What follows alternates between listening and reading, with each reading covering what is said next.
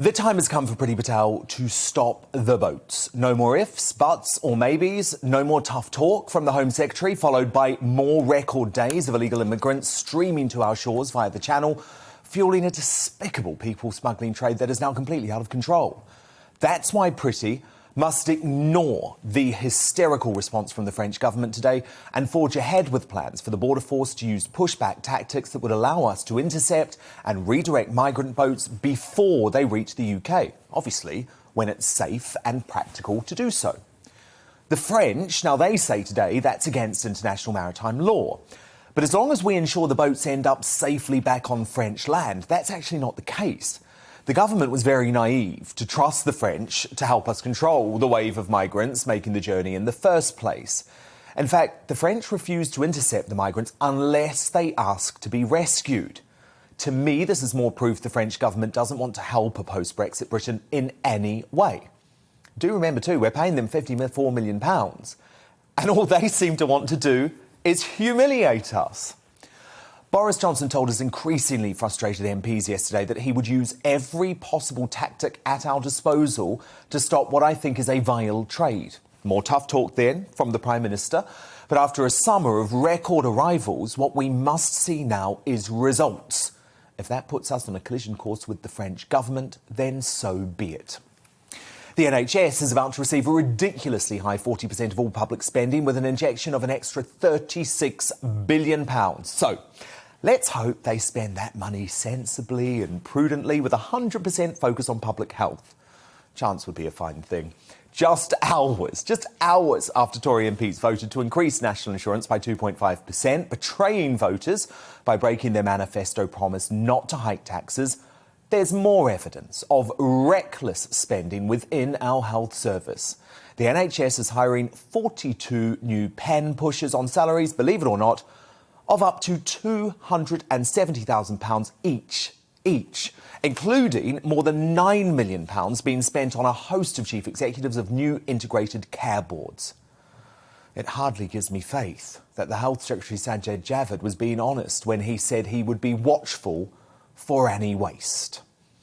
And don't be certain that the broken tax promise to fund the NHS and social care is going to be embraced by voters, as Boris Johnson seems to believe. A new Opinion research poll found that 45% of those asked opposed the tax rise, while just 33% backed it. What's perhaps most worrying for the PM is the way his old newspaper, the Daily Telegraph, has turned on him in the wake of the tax hike, which increases our tax burden to the highest levels since World War II.